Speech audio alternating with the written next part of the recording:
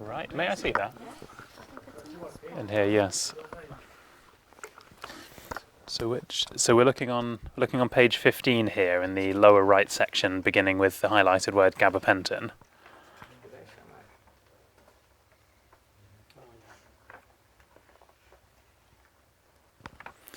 And so it's a summary of the research paper numbered 8. So some doctors have reported that gabapentin has been of some benefit to their tinnitus patients, but gabapentin is known to have many side effects, and it can only be used in very low doses. There has already been research in which gabapentin given in tablet form has been combined with lidocaine, a local anaesthetic. This is the same thing I'd mentioned, if injected, can eliminate tinnitus, but there's just no feasibility for sustained treatment with that. Lidocaine injected directly into the middle ear. So there's been research into tablets of gabapentin and lidocaine directly injected into the ear. So pertaining to the present study, Italian researchers combined gabapentin with lidocaine injections given just under the skin. 72 patients were randomly allocated to receive gabapentin only, gabapentin plus lidocaine, or a placebo treatment. This was for 6 weeks. The injections were given 4 times over that period.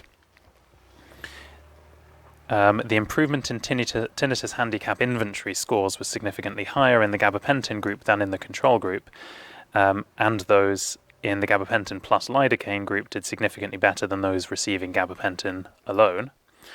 But yes, concludes with much more research is needed. So it's an initial and very small study. That's another one for me to.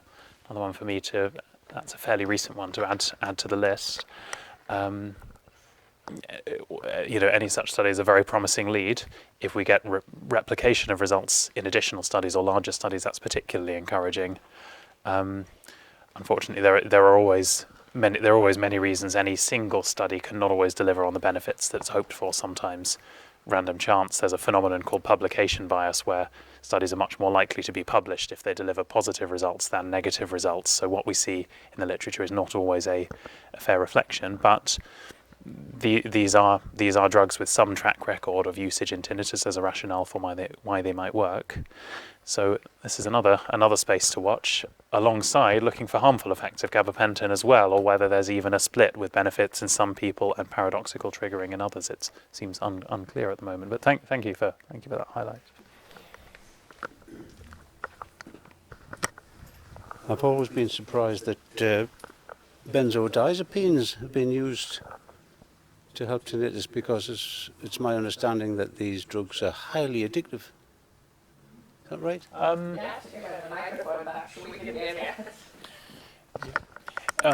In sufficient doses for sufficiently long periods of time, they are addictive. So we wouldn't normally give high dose benzodiazepines for any indication, if avoidable, for more than say 3 weeks.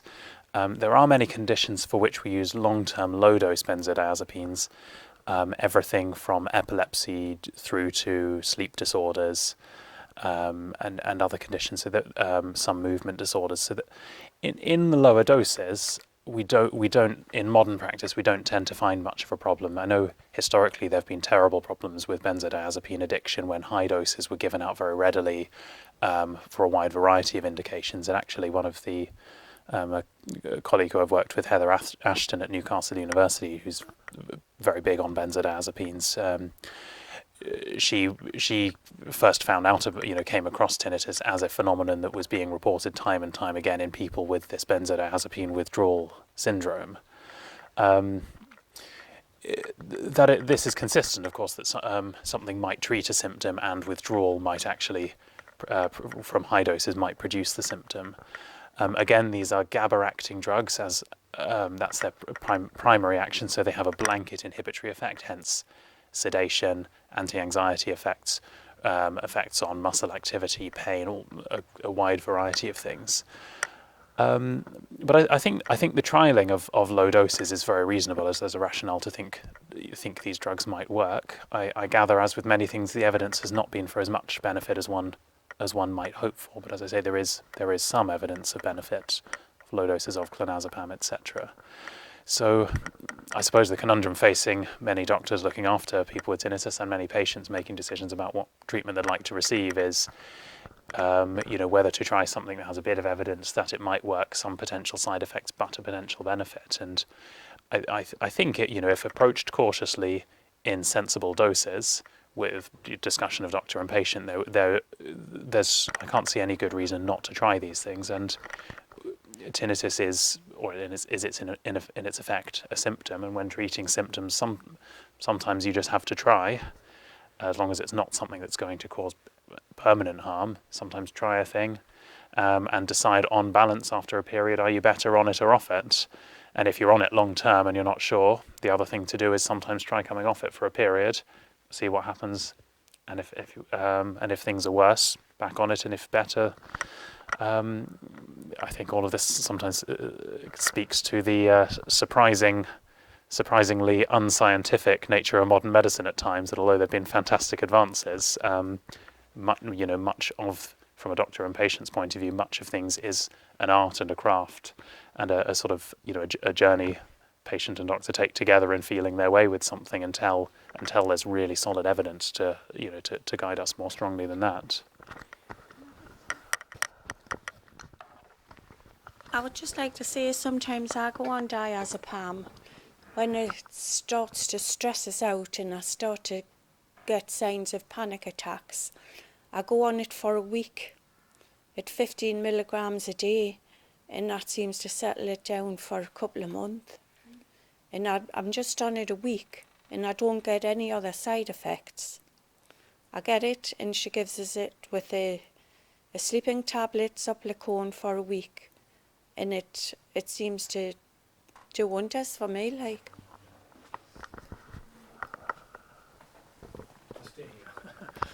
I just wonder how long it's safe to be on gabapentin on a low dose, really. Okay, so as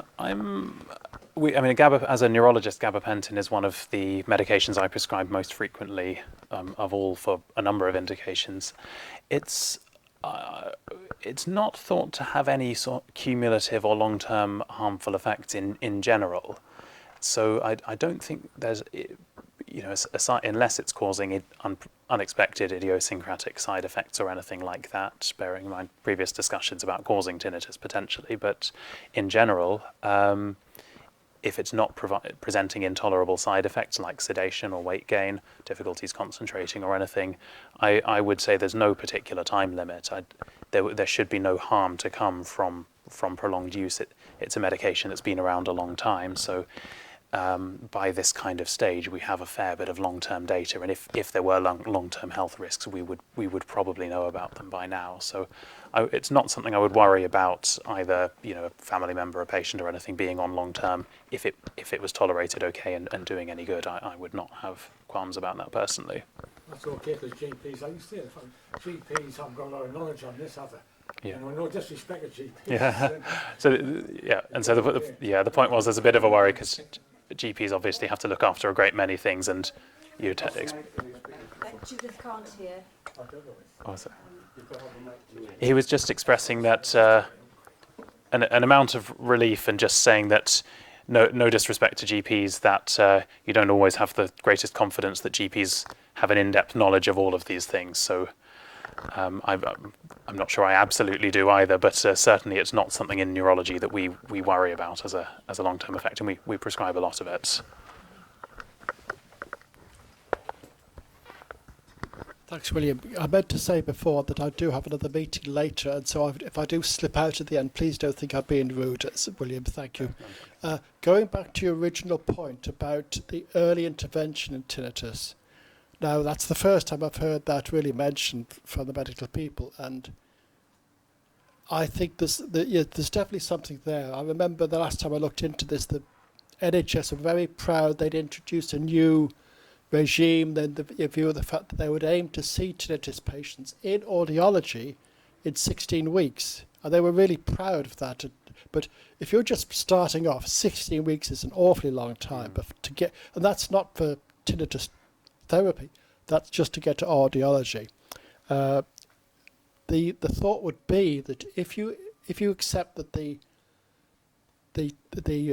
problem is the conditioned response to the sound, there's a very negative reaction to what they're experiencing and fear and uncertainty, very quickly this anxiety, this negative reaction builds up, and the thought would be that if, as you say, you could get in early, within, say, if it was possible, within 24 hours, and start very early some therapy. I mean, I don't know about medication, but in terms of reducing this reaction, if you can get in there before it becomes too severe, the thought would be that this would be very beneficial to newly presenting clients. I'll just respond to that, and then I'll come onto you as well, Judith. I'm really interested for your views there, because I very much agree, and I think it really is important to emphasise at least two strands to the benefit that might be achieved by early intervention. And anything about an early drug effect is speculative, worth looking at, but speculative. But yeah, there is, I'm sure, as many of you will know, and many people with tinnitus experience it, is to the point it's often the norm, that there can be a huge snowballing of anxiety and additional attention to the tinnitus, particularly when it first starts.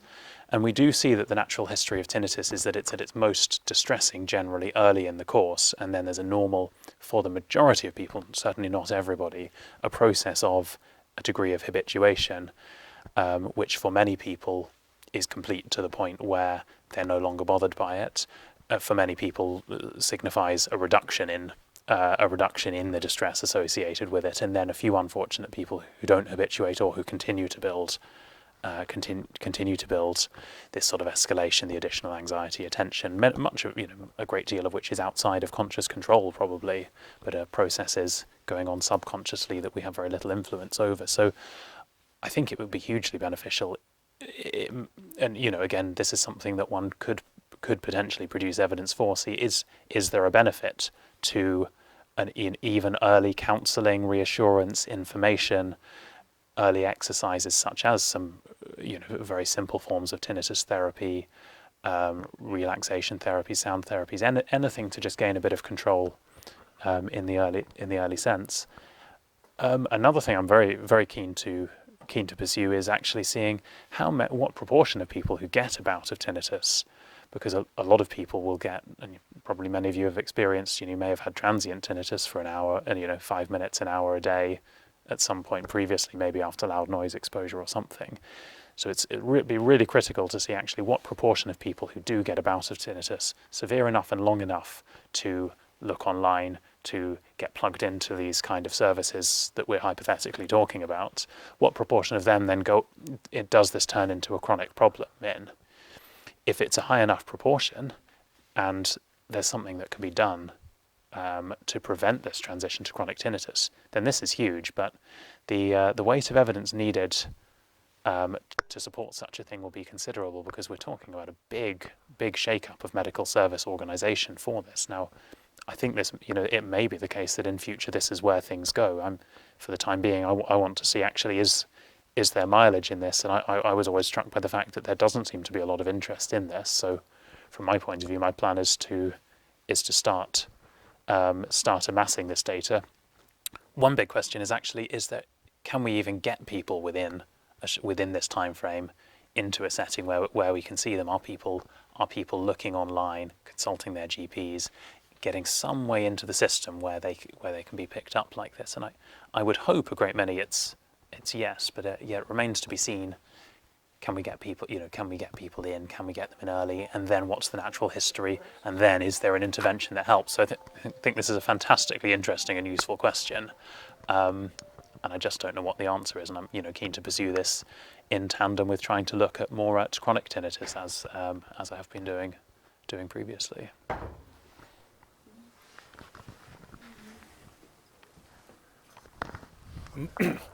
My doctor used to work in the ENT department at the hospital at the Freeman. When I asked him about it, he just wasting your time. And I totally get out of him. He never gives any sort of advice. If we get people to the BTA, that's the key, because that's where the reliable and sensible information is. The trouble is, within the first 24 hours, if they get this, they will Google. Yeah. And we all know how many hundreds of thousands of false leads and very upsetting leads there are on Google before they hit the BTA website. So that, and the sort of reaction that you're describing, Alan, obviously you can see that although it was inadvertent, that type of reaction tends to add to the anxiety in the early stages rather than what you're suggesting, William, is to get in some therapy fairly quick.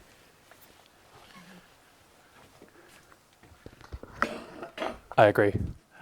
Judith, you had a point before that I'm sure you were just gesturing for the mic before we got onto this topic. Do you still have a burning question?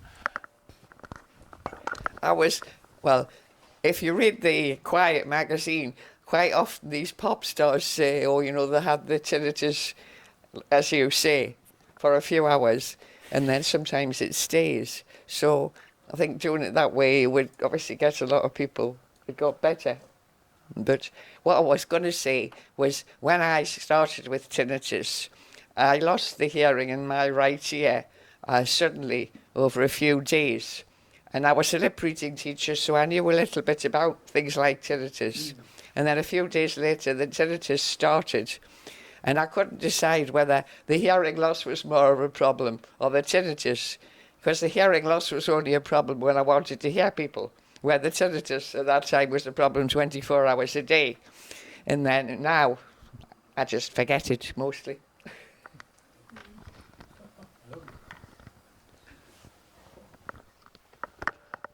I'm glad to hear that. And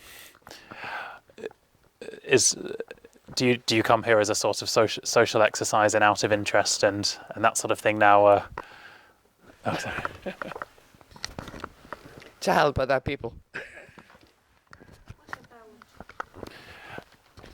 And and that's really not to be underestimated, actually, because it is easy for support groups to be a concentrating effect on people who are particularly struggling or in a bad place with any particular condition. And I think, well, I can't speak for anyone else. I imagine it's probably really helpful for people who are struggling to meet someone who said, well, I was really struggling, and actually, well, over time, whether it becomes water under a bridge or some part of your brain just gives up, so it holds its hands up and says, I can't be bothered about this anymore, or something. But what is the explanation? Have you got one for people who have tinnitus, but they haven't got hearing loss or damaged ears? Yeah, so there's been a lot of interest in this, and I think the short answer is no one has ever demonstrated tinnitus with truly normal hearing. So when a standard hearing test, well, I'll backtrack. There are, in the ear at any given frequency, there are low threshold fibres, so they fire very easily. It only takes a little bit of noise to make them fire. And high threshold fibres that are only activated by very loud sounds. And you might think that the low threshold, very sensitive fibres are very easily damaged because they're so sensitive. But actually, we are evolved in such a way that those fibres are going to be active for very long periods, very large parts of the day. And they're quite resilient to noise overexposure, to long periods of moderately loud noise. The high threshold fibres in a caveman hunter-gatherer type of society will only ever be activated for very short periods of time, because loud sounds generally are not enduring like that. And these fibres are actually quite sensitive, and if you stimulate them for long periods, loud noise, occupational exposure, etc., then they just start to die of exhaustion. And the two waves of hearing loss and tinnitus we're seeing we're on the downslope of the occupational hearing damage, and we're on the upslope of the recreational noise, iPods, concerts and everything. All of these types of things will selectively damage the high threshold fibres more than the low threshold fibres. And it's the low threshold sensitive fibres that are what's picked up on a hearing test, measuring the quietest sound you can possibly hear. And now there are tests that look at the integrity of the high threshold, less sensitive fibres, and they measure things like your ability to hear one sound in the presence of another background sound, etc. And when those tests are done on people with tinnitus, actually there are abnormalities. So probably what we're seeing is in the milder cases, a selective loss of a certain fibre type that the standard hearing tests aren't picking up, and then in cases of more extreme hearing loss, damage to all the fibre types, including the low threshold ones, and that's when you have the abnormal audiogram. So the short answer is we think everyone with tinnitus probably has some amount of hearing loss. But then there's the massive question of why do some people, a great many people with hearing loss, not get tinnitus? Why do only some people get it? And I think this is a really interesting question. I have some theories, which I think I talked a little bit about last time, which I don't know if people are interested to hear reiterated, or I'm getting some nods. Okay.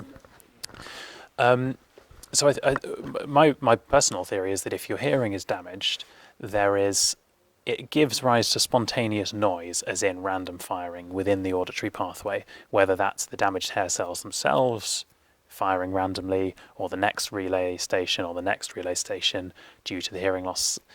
And that's normal. When you damage a system, if the hearing is damaged, the brain will turn up the gain or the dial to amplify things to compensate, and that amplifies the random firing. So there's this noisy random signal coming from low down in the auditory pathway or the ear in anybody with hearing loss. In fact, in anybody at all, but much more so in anybody with any hearing loss. And the brain is brilliant at tuning irrelevant things out. Any of us at any time is being bombarded with sensations from all our organs. Every point of our skin is sending signals. Every part of our retinas, every fibre in our ear, everything's sending some signals. All our internal organs, everything.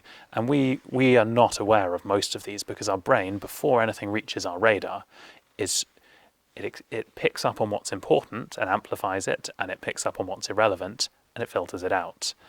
And I think what's happening is, in the most cases, and the normal cases, the sound that becomes tinnitus should be filtered out because it is irrelevant. It doesn't contain any information. It doesn't relate to anything else in our surroundings. It has no beneficial effect on our behaviour or survival.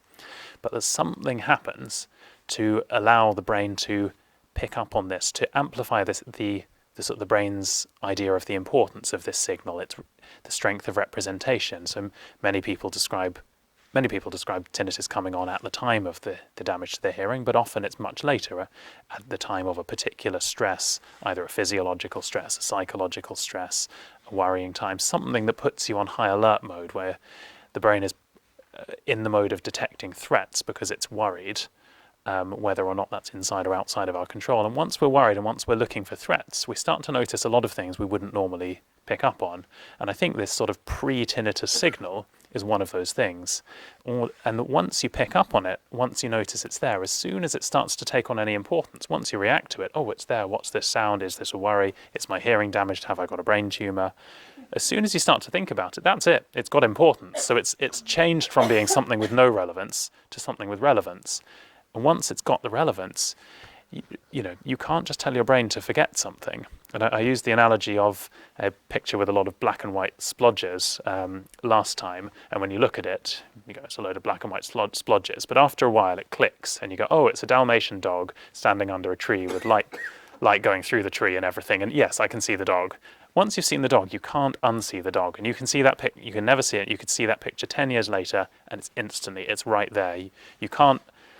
Once you make sense of the chaos and the noise and everything, your brain won't unlearn it. And I think that's the problem here. Once you've registered the tinnitus, once you've seen the dog, that's it. You can't unlearn it. Or maybe you can. Maybe there's a minimum amount of time it has to happen for, going back to theories of early intervention. Maybe there is a window in which it can be reversed when it hasn't really set in stone, but beyond which it sets in stone maybe. Now, this is theory. I'd love to produce more evidence on the subject.